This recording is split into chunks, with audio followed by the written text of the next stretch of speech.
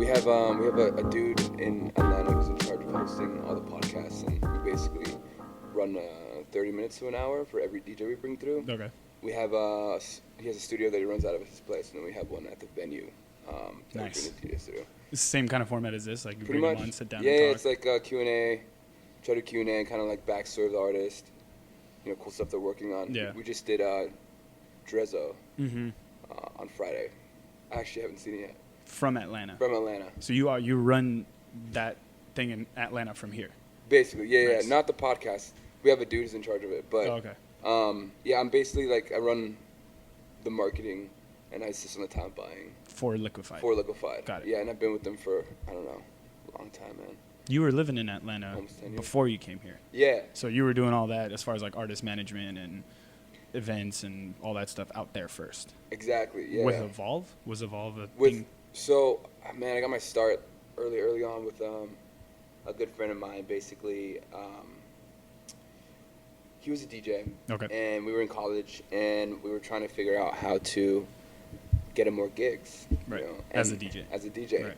And at the beginning, you know, you have to be crafty. You have to be like figure out how to navigate these political situations. Mhm.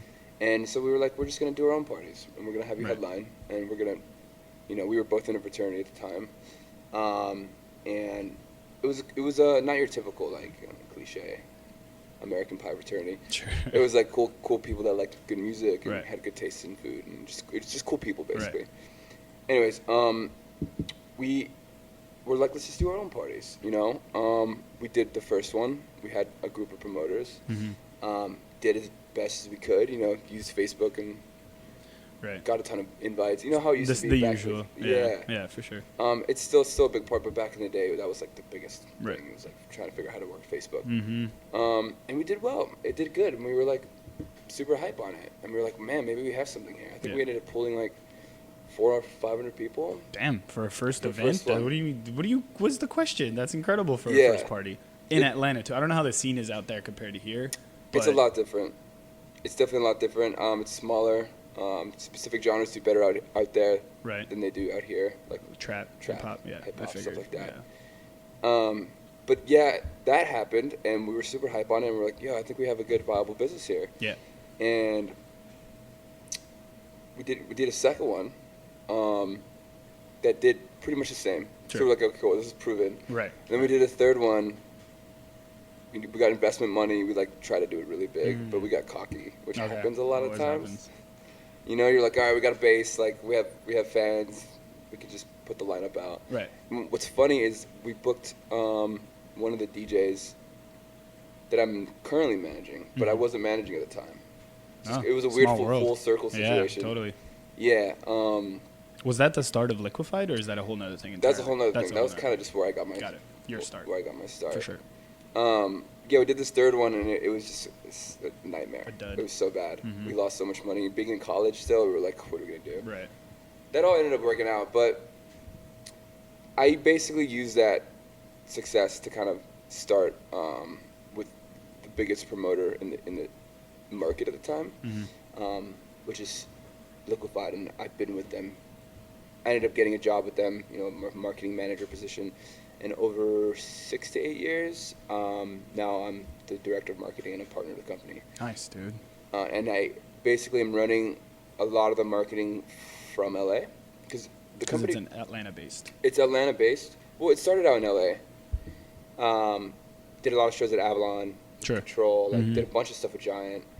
And then we started doing stuff in Atlanta, and we've had a lot of success there. And Was that like your influence? Be like, hey, like I know what we can do out there. Let me take us to a different state, or were they already thinking like, hey, let's expand this somewhere? is before me. Oh, it was before you. They Yeah. already went to Atlanta. This Damn, is what are the before me. chances of that? This is before me. Got it. Yeah, they were already in Atlanta. Mm. They had been in LA for a while.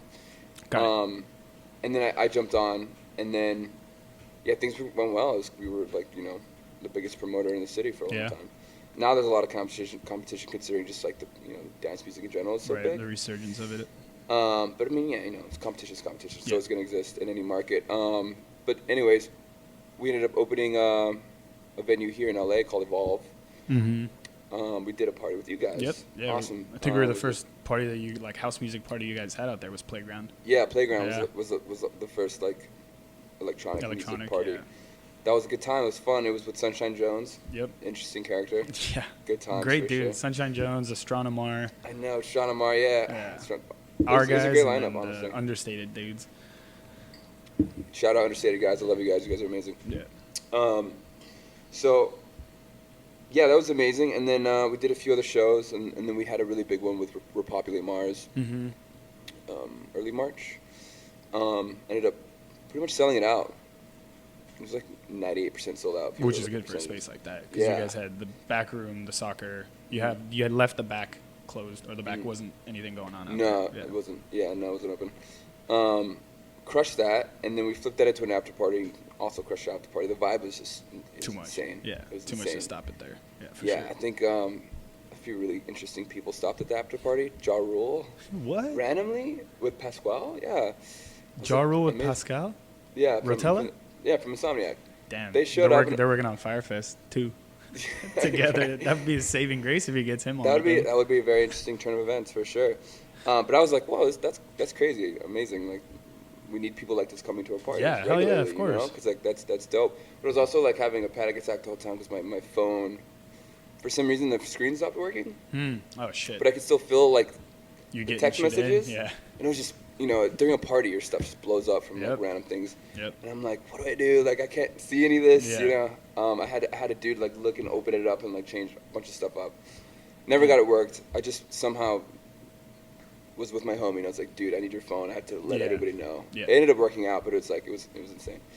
And now we're working on a few really cool party concepts with a few of the promoters for Evolve. Liquefy or Evolve. Got For it. Evolve. Got it.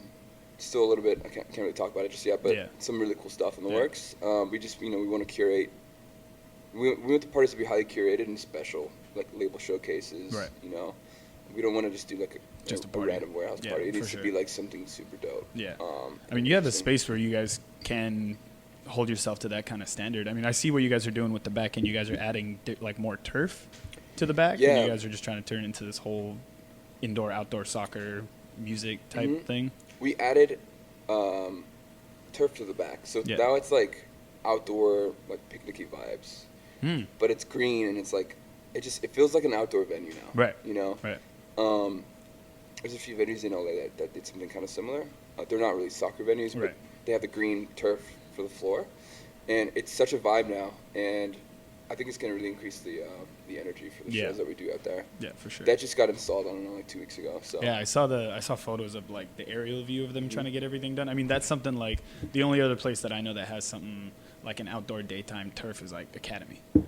So it has that same energy. Only you guys Yeah. have the benefit of having it not be such a, I guess, like corporate style Yeah, institution. Academy. They're doing some cool stuff on Sundays. The day Yeah, trip day parties. trip. Yeah. It's very similar. It's the green at the bottom is very similar vibe, but it's different venues, of course, and we're focusing more on Saturdays to not compete with Yeah. specific promoters and stuff like that. But yeah, man. I mean, I've been with Liquefied for, like I said, 6 to 8 years Yeah. at this point. We're doing 60 events a year, Damn. pretty much every week, sometimes 2 a week. Everywhere between here and Atlanta. Well, Atlanta is like 60 events a year. Got Here it. we're like getting it to a place where it's like once a month, it's Yeah. 12 a year. Yeah, we do. We partner with Live Nation out there. We have some really, really big events. From Gassalfestein to I saw that. Valentino Khan. We just had Drezzo, Dylan Francis. Just mostly anybody in the electronic space. Yeah. And then here in LA, it's a lot more underground. Yeah. House I and feel- techno. Yeah, I feel like the house and techno underground scene here is, I mean, I don't want to say it's kind of reigning right now, but that's where, if you're looking for like the demographic of people that you guys want to come to your parties, that's where they are. Mhm. I mean, it's the people that are going to these like Academy Exchange, above ground Florentine Gardens, above ground like places. I don't know if it's necessarily the type of crowd you would want to kind of drag into what you're trying to do, Mhm. kind of thing. Was Evolve like a byproduct of your experience with like Liquefied and the artist management, or was it like you personally partnered up with someone to get that? So going? Evolve is the brainchild of one of the founders of Liquefied. Got it. He been working with him for a long time. His name's Damian Murphy. That's right. He loves music, and he also loves sports and soccer. He's from the UK. You know, it is out there. Right. Yeah. And he saw a business opportunity. During the day, the venue is basically it's a soccer academy for kids, but they also do like adult games and stuff like that. So it's two giant soccer fields. Right. In like a really dope warehouse, basically. It's like Yeah, that's kind of like an ideal setting. And you guys just recently did something with like Diplo and all those people. Mm-hmm. We did Copa del Rave, which is like That's this. right, Copa del Rave. It's like this charity event where it's like different music industry companies play against each other on a tournament basis in soccer, football.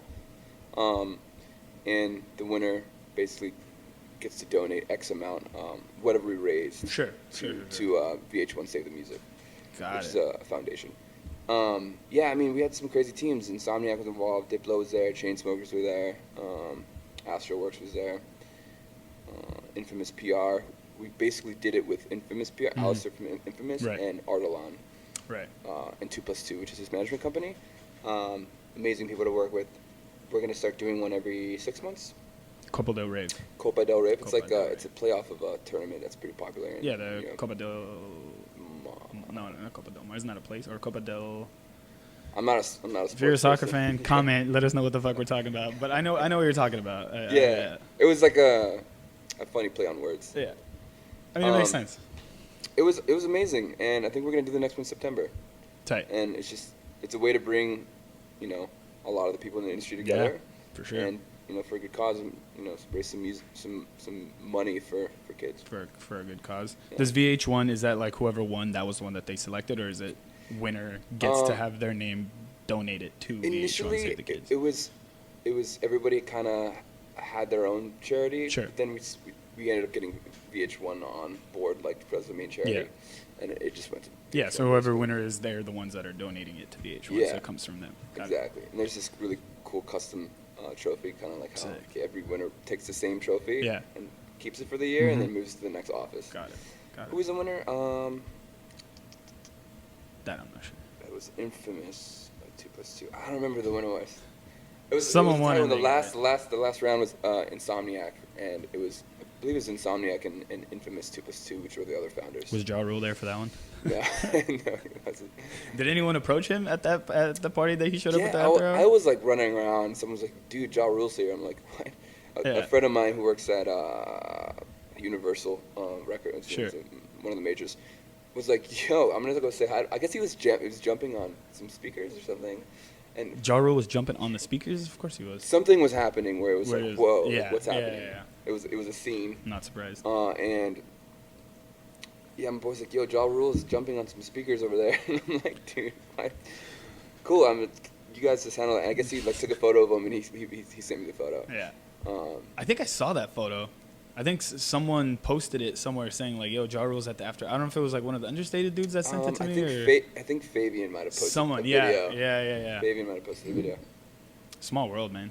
But it's crazy how things like that. I mean, again, being in LA, I'm sure like the difference between LA and going somewhere and seeing like Pascal and Ja Rule show up compared to Atlanta. I mean, Atlanta I know is obviously like a pretty big city, and obviously they got a lot going on. But is that dynamic of the scene out here reflecting over there? Because I know you guys are kind of like bringing it up, or you guys have brought it up over the last couple of years. Yeah. I mean, LA's LA, man. Yeah. Everybody's here. So like stuff like that happens all the time. Yeah. For Atlanta, it's just like, it's not as big of a market. It's I don't know. It's a weird one. That can work to your favor, though, the fact that it's not as big of a market, because, I mean, you guys are killing it out there. So it's like someone's going to come in, they're like, fuck, we got to go up against Liquefied. Yeah. Here in LA, it's like there's 50, 60 collectives that are just throwing shit all the time. Correct. 10 That's events a good a point. night. That's a good point. The thing is, if there are a lot of dope people trying to do it and everybody's good at it, it's like it's such a small pie. There. In Atlanta. Got it. You know, and it just what's the word? It dilutes. It starts with an S. Whatever. It dilutes the market to where like everybody's only making 33% versus the 100. You know, it's just a small pie. Yeah. Everybody knows how to take that piece, and everybody takes that piece. It's like everybody gets screwed over. You know? So what happens? What do we do when you're here in LA and you got an even bigger issue where everyone's getting like 2% of a I feel fucking like in pie? LA though, there's specific pockets that people like, I feel like people trust the genre and the brand itself. Like whatever it is, let's say for example, someone like Marcus Wyatt that hosts like the deep parties. It's like almost like each collective is gonna have like its own cult following type of thing. Where it's like they can only, I feel like it's they can only expand so much, so they have their own pocket, and for them to really get to like another crowd of people to come, it's a lot tougher out here. I feel like it's all about the marketing too, man. Like, Saturated. Was that what you were gonna say? Was saturated. that the word with an S? That's yeah. the word. Oh, yeah. Saturated's the word. I mean, dude, like, I've done parties out here, with zero list, you know. Sure. Zero email list. Right. Like, so I also manage artists. Right. We haven't really touched on this. Yeah. Started a company with a really good, now roommate and business partner, I don't know, 2 years ago? Craft House. Craft House. Right. We basically, you know, we manage artists. We run marketing services. Basically, we teach people / do for them how to grow, you know, fan bases on social media. A lot of people don't know how to do that, and a lot of people also think it's organic, and a lot of times it is organic, but it's also a strategy involved to actually gain fans in specific, you know.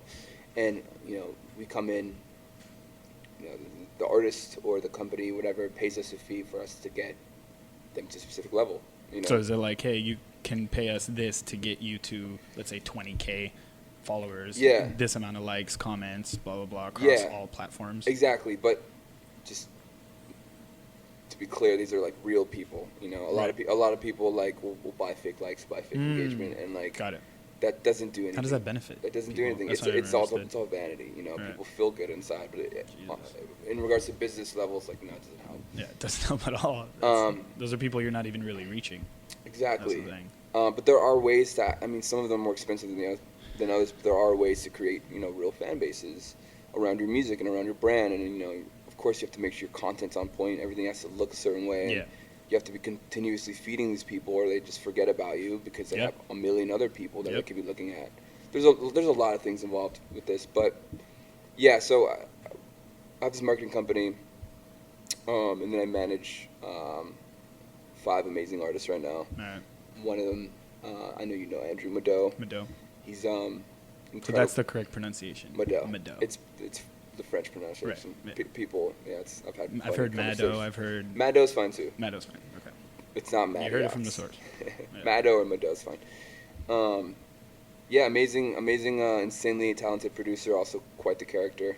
I don't think I've yet to meet him in person. You haven't met him? No. I mean, that's the thing with social media is like if you feel like you know somebody and we're in the same like pod and everybody talks to each other and there's a lot of like, I know you, but I haven't had the chance to like have this one-on-one. So it's always been super interesting to me. It's like social media, where it is now and what it's done for the scene, what it's done for people, what it's done for brands, what it's done for business. It's really expanding to where it's like that face-to-face is there without having the actual like person in front of you. So yeah, that's, I mean, him again, I feel like I know him, but I've never met him. Funny enough. Yeah. He's been in Miami for a little bit. Just focusing on music. Yeah. There's just so many distractions out here in LA. There isn't in Miami? Not as bad. Not in the music space. Again, I haven't been to Miami, so I guess Miami's amazing. Yeah. But he's been in Miami for a little bit, just focusing on music and his artistry, and it's been great. It's been amazing. He's been on it. But yeah, I mean, we put records out on Fool's Gold Records, which is a really cool electronic hip hop label. Sure. We just dropped a record actually. Yeah, I think I saw him was it last week with Dances with White Girls. Dances with White Girls. Doing well actually. Getting a lot of love on it. And then we're dropping a second one in about a week and a half, and then the third one from the EP is going to be in early August. Any vinyl? Vinyl? We want to do vinyl, honestly. It's a weird one trying to find someone who can do a limited print. Do you know anyone? No, it's a very, very complicated. Vinyl, that's its own on the world. Up and up. I think it's completely back to where it was like. I mean, I think in the scene as far as like lo-fi house music, techno. I'm not too familiar with like the techno vinyl or what's going on with that. It's just more of like the house and that type of genre. But yeah, there's a lot of artists that are pressing. But again, for us, let's say with like our artists Stefan CA and Michael Pham, we're looking for the right content to want to put out on vinyl, because the limited press is like. We are doing actually Okay, so this is dude named Carborn. Carborn. Carborn. He does one piece vinyls. Like only one exists, but he paints on them. Oh, sick. He's So like it's an like one of insane ones. artist, one of Yeah. ones, insane artist, and it's like, I mean, I feel like Andrew the was artist would telling want to me- keep that though. If you're gonna Well, make a one-on-one of or my give music, it to like your most insane super fan that's like Sure. super about the project. Right. There's several options here. yeah, But homie's been, I don't know, I think he did one for Virgil Abloh. I think he was doing one for Tale of Us. Like a lot of really sick people, and we are giving him a VIP of I can't really talk about it until it comes out, but there's this Yeah. really big thing that's coming out for him in September, with a really massive brand for Mado. for Mado, and it's there's several pieces to it, and we just basically put it all into one piece, and we're gonna have Interesting. this guy basically create a one of one from it. Nice. That's rad. It's gonna be super hype. We're excited for it. But yeah, I mean Andrew Mado, Mm-hmm. he's a very bright future. He's insanely talented. We're just, you know, it's been a really good year for him. I also look after a second artist, Papeska. I've been looking after him for a while. He came up early, man. He came up with Wolfgang Gardner back when Electro Oh, wow. House, 2012, Yeah. 2013. Yeah, I remember those days. Yeah, he's also an insanely talented producer. But we put an EP out. We self-released an EP, I think it was like a year and a half ago. One of the records ended up blowing up. It's at like 10 million streams right now Damn. on Spotify and like, I don't know, 2 million on SoundCloud. And we just did this by ourselves. Yeah. With our own knowledge and marketing and our own connections. It was a very successful EP. It was 4 records. Yeah. But now we're sitting on like 15 songs, Damn. and we're gonna drop an album. Yeah. And we're gonna do it through. We're creating a label Nice. through him, and the album's gonna be the first project on the label. Got it. And it's distributed by Create Music Group, which has also been a great company. So the been record working label's for gonna a be while. by you guys, distribution through. Create. Got it. Yeah, and they do label services too, administrative stuff. Right. And we're just gonna handle the marketing with them, and you know, hopefully, do what we did with the last EP, but at a bigger scale, Yeah. and you know, build his career off of this. Yeah. You know. Yeah, that's like the one that's gonna kind of base his moving forward kind of Exactly. thing in the scene. Yeah. And you know, all things working out well. Like then we have a label we can put out amazing records. Right. Yeah. Totally. with. Mm-hmm. And so he has this influence of like putting out records on a record label, and then you know putting his own music out to it. At which point his status and his like I guess influence as an artist is to a level where like that starts to interest, you know, major record labels. You know, Sure. people see it like a smaller artist owned label popping off. You know, major record labels come in and want to do a JV deal Yeah. where they just basically upsource all of those songs to the major label's resources, and the major label takes a cut of a song. That that makes they- sense. So that they gets kind of put in. already just, it's like part of a working cog already. It's already Yeah. happening. They just come, take it, plug it in. Yeah. They'll blow you up. benefits Everybody wins, Yeah, basically. everybody wins. Yeah.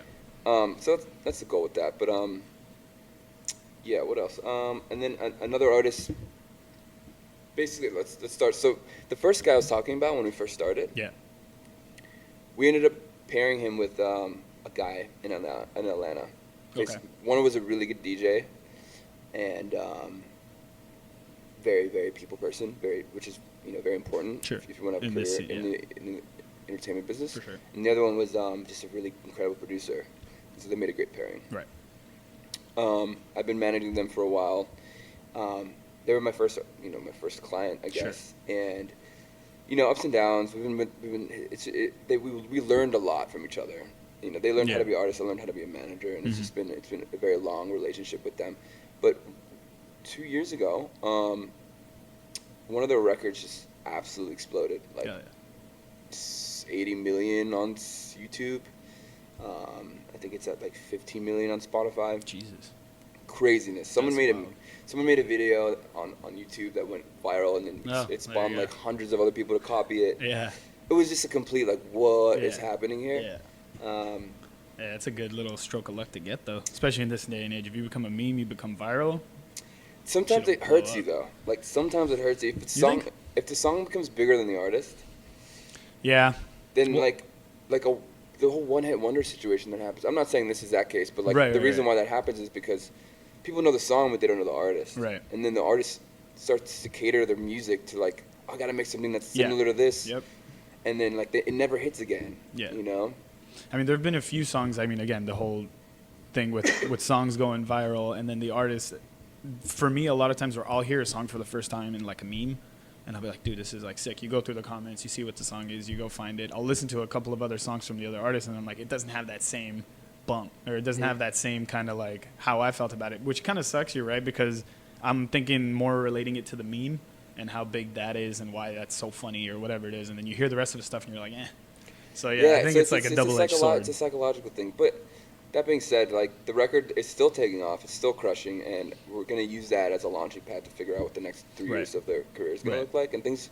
There's a lot of stuff in the works with them, so like I'm super hyped. But one of them ended up starting a side project. Okay. So basically, that project's very like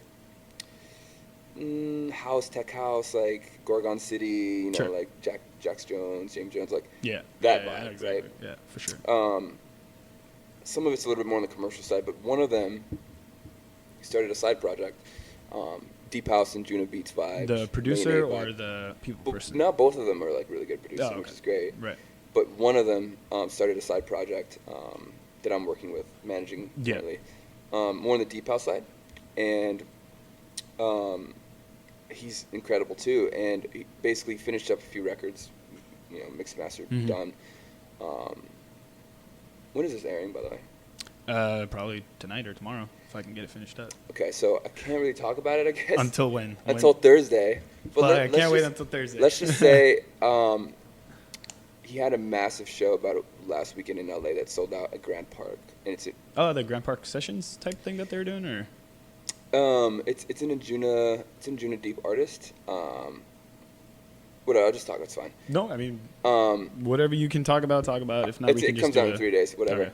Okay. So we signed an EP to people are weird in the music industry. Like, oh my god, a very important part of being successful in the music industry is being able to hold a secret. I'm sure. Like, I can imagine. I've seen so many deals explode because of people talking before they should have. You know, so I'm always so weary about saying things before it's like out there. Yeah. But no need. I mean, again, it's something that we can always revisit it. I can post some other shit about it on Thursday and be like, hey, the follow up to that big mystery we were talking about. So, anyways, the EP's dropping on Thursday on one of the dopest record labels in the Deep House realm. Got it. Who's the artist? What's the artist name? His name is Paraleven. Paraleven. Paraleven. Okay, Paraleven. Got it.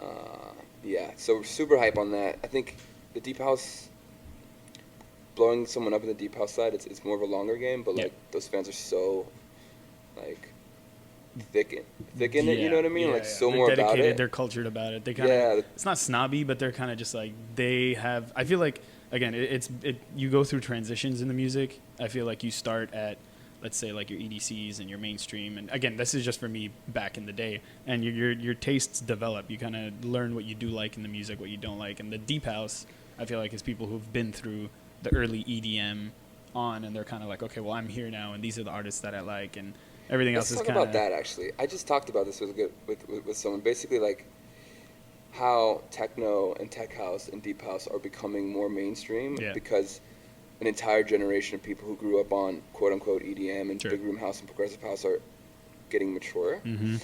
And the person I was talking to this about was like, that's kind of sad. It's like, it's going to lose its coolness factor. Like, at the same time, I don't see a ton of people running into like Richie Houghton or like Adam Bear, or like the darker techno sides of things, because it's just like a lot of people just don't like that, you know. Mm.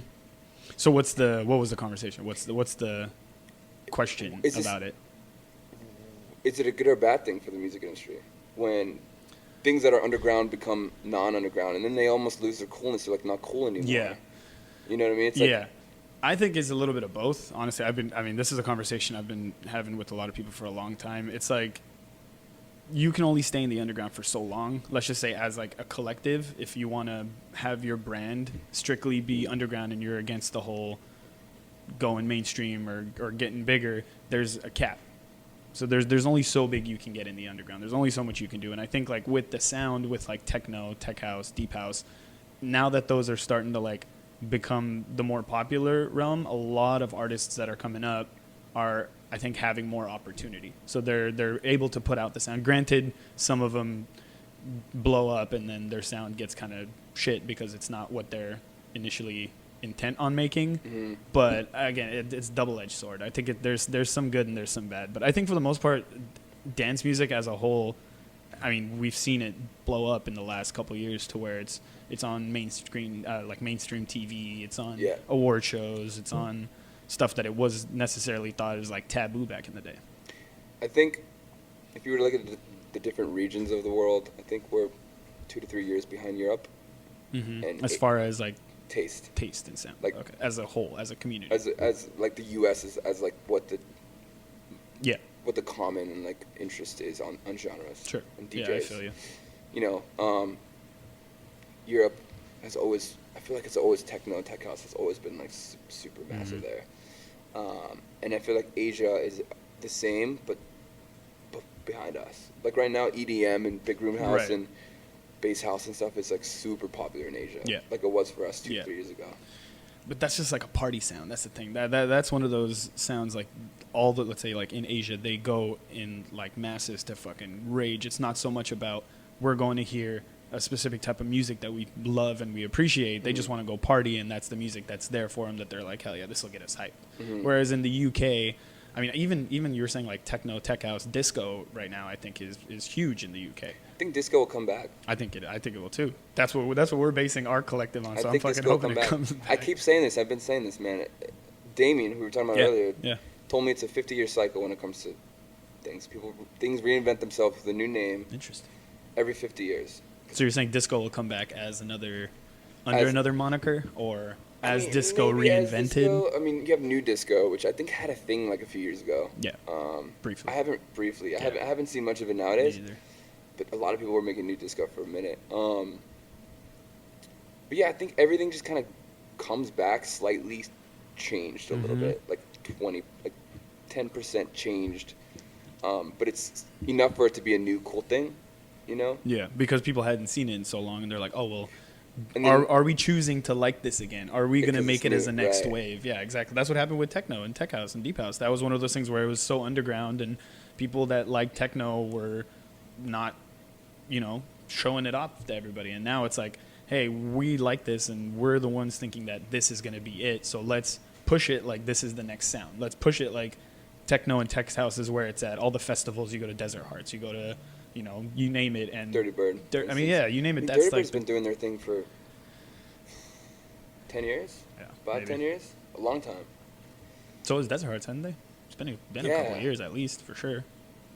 But they have like cult followings, and I feel like those people that attend both of those, festivals and that support those artists, that's like tech house, that's techno and tech house entirely, and it's because the people that are our age in the music scene in LA all choose to support it in unison. Then that's what's making it like the cool thing now. There's a deeper depth to it versus just liking a specific artist. Correct. Like the family and the like inclusivity of like, oh, we're part of this thing. Yeah. This thing is cool. Like that's a big part of it. I feel like like Desert Hearts. I mean, I feel like it's comparable to like the Grateful Dead. I don't listen to a lot of rock. I used to, but the cult following of the Grateful Dead and like those types of bands, I think is like kind of replicated, sort of, with Desert Hearts and like Burning Man and like all that stuff. Yeah, it's the same family vibe. It's just like a collection of people that like have the same values and like the same music. Yeah, that's the marketing of the brand though as well. Like the brands themselves. I mean, there's a lot of collectives in LA that can, put out good music and promote good artists and even have their own resident artists like be at that next level. But for some reason, getting that like agreed community cult following is not. And I just keep saying the word cult, but you know what I'm saying. Like completely. It's not a good cult, not a bad cult. It's a good cult. Yeah, it's a sound cult. Yeah, sound cult. That's okay. Yeah, actually, sound cult. Nice. For instance, I mean, like a good friend of mine just gave me one of the Desert Hearts keys. Mm-hmm. Yeah, that little. The little. Yeah, that's branding. And she was explaining to me, she's like, you have to be able, like, you can't buy these. You just have to give. You have to give them to somebody. Oh, okay. Like part of getting one is giving them to somebody else. Sure. And I was like, somebody thought about this and like made it a thing. And that those things, those like little branding things. I don't think they would consider them a tactic, but I consider them a tactic. Cause like that's what creates that like family vibe. Yeah. These little things like that, and the fact that they don't, I think they don't sell anything at the festivals. I didn't end up going but they don't sell like food or alcohol. It's just like At where? it's given. Desert Hearts? Desert Hearts. Oh yeah, they do. They do. I just went to Desert Hearts. So they have a bar that sells food, and I thought it was That all was given like Burning Big Man. blur. I don't even Is it remember. big blur? I don't even remember. I think we were camping, so I think we had a lot of like shit at our campsite. So they probably had a bar. I'm sure they did have vendors. They had a whole aisle. Like when you walk from the campground to the festival, it's a street of just vendors on both sides. Mostly clothing, but I know they had like a little subsection that had food. I'm not sure about the bar, but I'm pretty sure they would have it. I mean, for a festival like that, like, yeah, they're banking on like ticket sales, but the ticket sale to bar is like just as important. Right. So it's like I don't see them not having a bar. Yeah, when there. I heard that too, I was like, No, that's bullshit. That doesn't make That's sense. bullshit. If anything, that's maybe Burning Man. Burning Man, I think, is just, it's more of like a community of like bartering. yeah, Where they don't sell, there's no money, everything's definitely like, Burning hey, Man. yeah. I thought Desert Heart kind of replicated it. To my No. understanding, no. Yeah, it didn't make sense, but I thought it was cool. I was like, that's cool. Like I respect that. Yeah. You know, I get it. I don't think that works for everybody though. I mean, that's bold, and I think it's like, I get what they're trying to do with that, but if you can afford to do that, and if you can afford to kind of create that for your festival, then sure. But that's a stretch. Yeah. Plus, Burning Man's a whole animal in itself. Yeah, They're I've already impossible talked to replicate. 3 people on this podcast about Burning Man Really? and how wild it is. I haven't gone. I haven't gone either. It's in August. I know. I might I'm planning on pull going the next trigger year. And just, I don't know if it's I one of suppose those you need things to that be you can prepared. just, I don't know if it's one of those things you can just pull the trigger and go though. It's Yeah. one of those like, I know for sure you got to like be involved with the camp to be able to like get a ticket through the camp. And then you got to contribute to that camp by like helping them set up, or when you're there, run the refrigerator for a day or some shit like that. And then it just, I don't know. You're going for like 10 to 14 days. I really don't think it's one of those. I'm just gonna fucking Yeah. go. I'm gonna pull the trigger and go. I've- You might be able to make I've it done work. that before though, and it worked out. Which festival? It was Ibiza. I went to Ibiza for 2 weeks. Just on a whim? On a whim. Sick. No Airbnb booked before. No nothing. Just we pulled found up. everything within Hell 2 yeah. days and just did it. And my friend worked for Delta, and we got buddy passes. So Yeah. Nice. this was in senior year of college. It was a lot. Yeah. I mean, I feel like, okay, well, with Ibiza, like, you're going to a city that's, like, fully functioning. Everything's I feel you. operating. Like, you go to Burning Man, you're going into the dust. Like, you need to You're get- going, like, How are you gonna survive? Like, yeah, you got to take enough, like, there's no food and infrastructure. shelter. And, yeah, I mean, I don't know. I'll probably go next year. Same. Hit me up. We'll go to the same camp. For and make it sure, I'm work. super Yeah, down. we got some ins on that. So it sounds like you're pretty busy, man. You got Liquefied. You got Craft House. You have Evolve. You don't DJ though. No. Neither do I. For Oh, like yeah. 2 days, I was like, I'm gonna be a DJ. And Yeah. then, it was like, nah, I don't think you should. Damn, you got people telling you not to. one of my artists that I managed was like, He's like, nah, you're was gonna like, take it from I me. don't so know, just- man. Like, I don't think like, yeah, I don't know, man. I'm like, yeah, Yeah. you probably shouldn't. So whenever there's a party and there's decks and I'm drunk, I go up there. And Yeah, I'm like, you it's time. CDJs or CDJs. Yeah, I'm the same, but it's like I don't play. I never. It's kind of intrigued me because of being involved in the scene. You're like, fuck, like I want to get up there. I kind of want to DJ. Yes. I'm started seeing like other people, but for me, like the handling, the curating, and the promoting, and the marketing, and the business end of it kind of appealed to me more. Same. So I kind of just stayed away from it because I was like, I don't want to force it. I didn't want to force like Right. trying to do it, even though that's Exactly. kind of how you got to start, is to just actually like start fucking around. I know my way around like mixer and turntables, but CDJ not so much. Yeah, I just randomly do it when, Yeah. when there's like things Sick. after I'm gonna hours. catch you at It's the next fun. party. Yeah, yeah. I'll do a In a your mass element. text. Yeah. Hell yeah. Going Well, on hopefully at- your phone will work Going this on time. at 2 a.m. Yeah, man. I mean, I've been in LA for 3 years. It's a constant grind out here, regardless of what you're doing. Yeah. You know, LA's the best people in the world are in LA, and you're competing with the best people in the world regularly. Yeah. So you always have to be on your stuff, and there's a lot of there's a lot of distractions out here if you let it get to you. But I feel like just be smart and use every hour that you have available to you to like your own gain.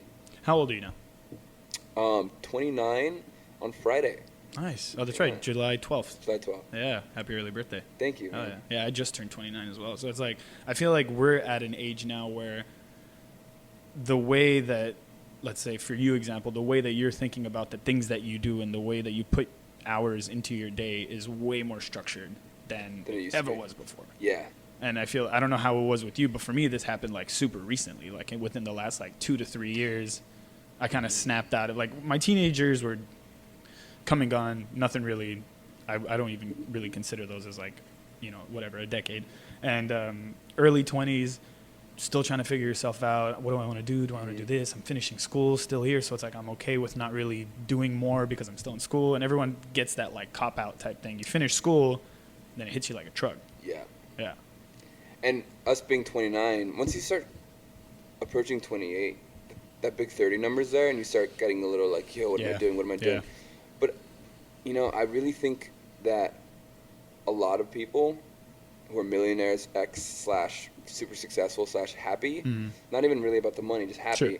you know, they started their businesses at 35, 36, or they figured it out in their mid-30s. It's like, patience is a huge thing about this, man. And like, it takes a long time to build something sustainable and to figure out what makes you happy. And like, 30 is just a number, in my opinion. Yeah. You know, I'm excited for it. Yeah, me too. I'm excited to not be, just to have more clarity with my life. And, you know, the more good things and the more bad things that happen to you as a person, you start to realize, the more you've been through those things, you start to realize what's important and what's not important, you know, and like how to navigate specific situations so that you don't make the same mistakes. And yeah, I mean, but I feel that. I know what you're saying. Yeah. And I feel like a lot of people, you know, in the same age kind of are like, all right, am I making the right decision here? Yeah. Is this the path I should be on, you know? I feel like people there's a tendency for people our age to kind of like start to panic because they feel like, again, that 30 number comes around and they're like, I'm not a millionaire, I'm not this big baller, because you see it on social media all the time. You're flipping through your shit, you see it on TV. I have a lot of opinions on that. Let's hear it. What you got? About like what, like comparing yourself to the lifestyle that you see on. People flex on social media all the time, and they flex so hard to a point where it's like, I would say 65 to 75% fluffed half the time. Sure. And are these people like let's say like the bigger names in social media that you're seeing, and like famous people, or you mean like people that are people in general trying to come up?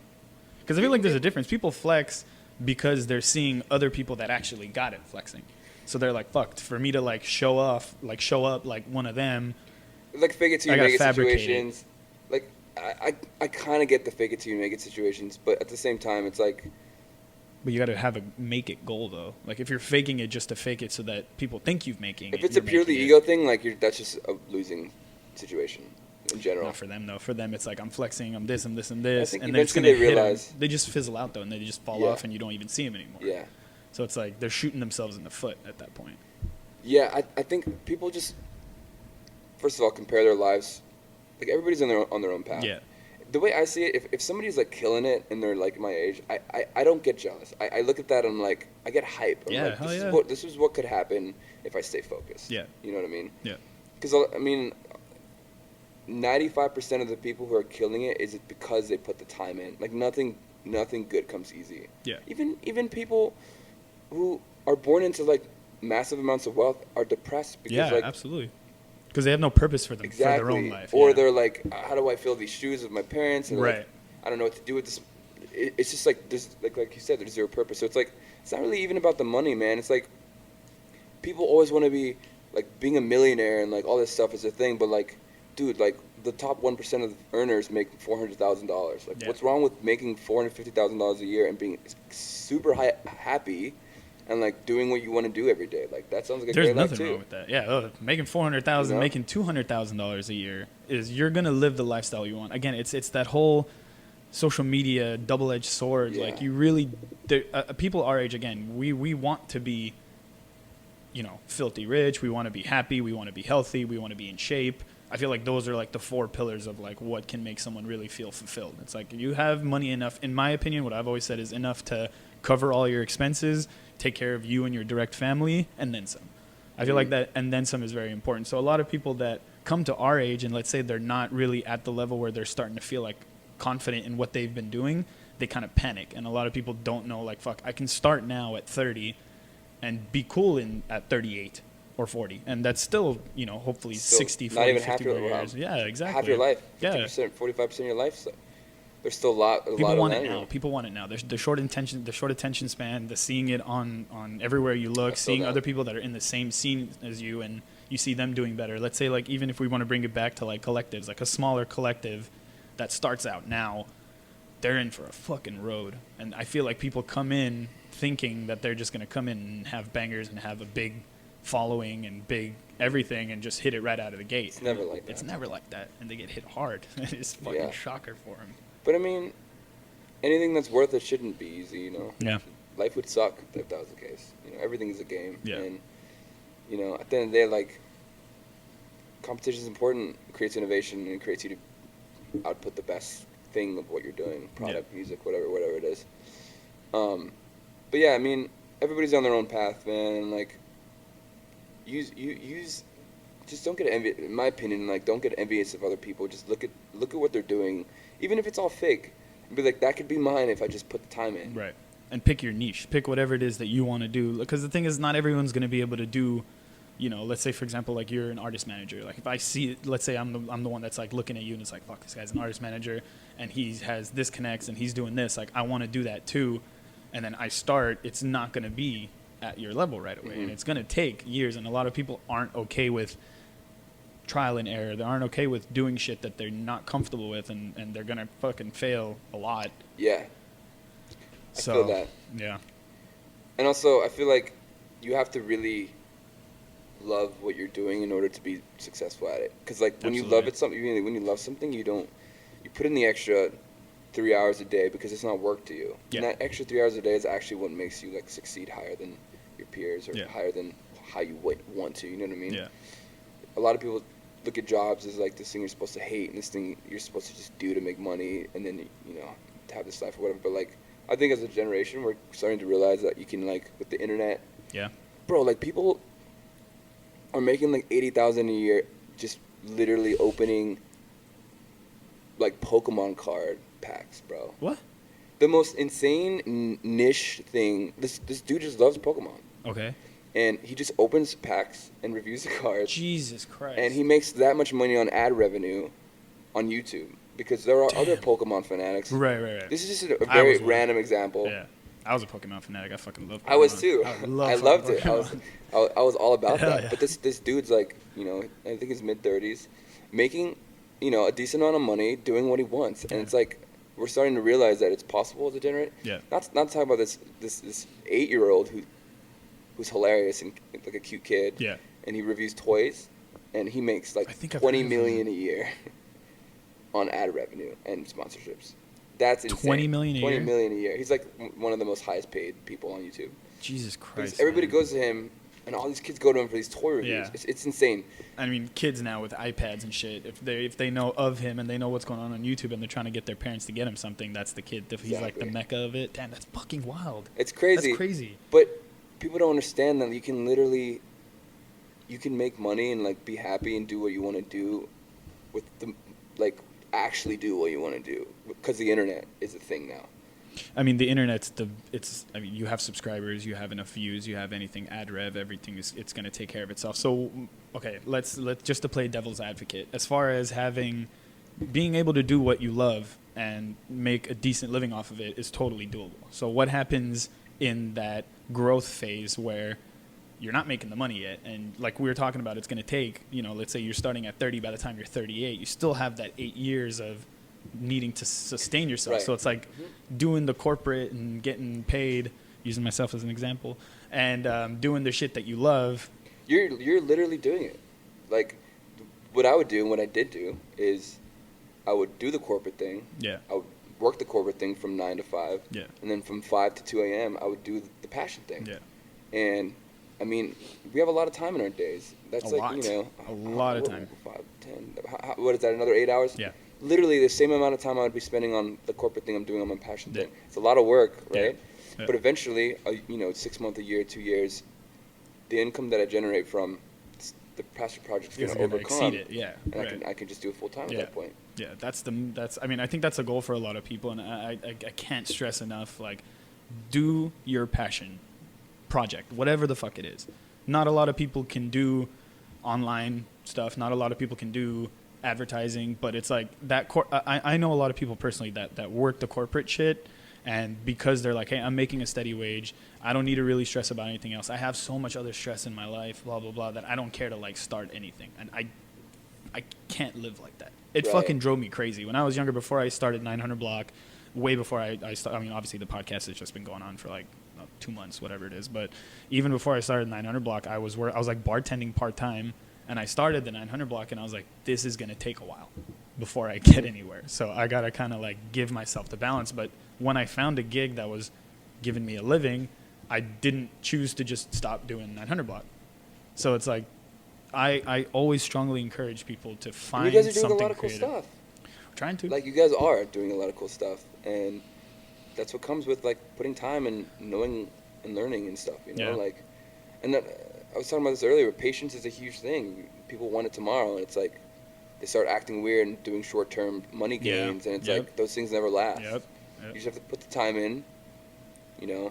Those I'll short-term work money everybody. things is because of the flexing. It's because they're like, fuck, I want that Yes. now. I want it yesterday. Completely My agree homie with has you. it. My homie just got these pair of Yeezys that are $600, and I don't own a pair, so I look like I'm fucking not that guy. So how can I make money now to People work to make money to buy things to impress people they don't even that like. they don't even like, and shit that they don't even need? They It's buy shit. insane. It's a crazy It's cycle, man. I think capitalism that's a byproduct of capitalism in the U.S., but that's a whole nother conversation. But yeah, man, like, I think people are waking up to this, you know. Our generation and the next generation are waking up to what's possible, and I think people are starting to realize money doesn't actually bring happiness. There's a lot of sad, rich people out there. Yeah, absolutely.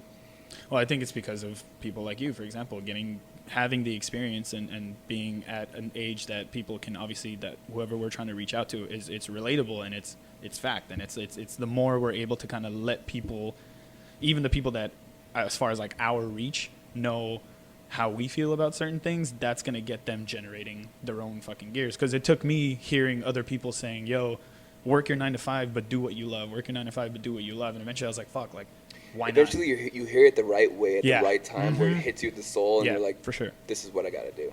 Yeah, for Yes, completely. I mean, I hope somebody hears this and they are like, maybe I should try this out. That'd be Yeah. amazing. I feel like that'd be a success. sure. Yeah.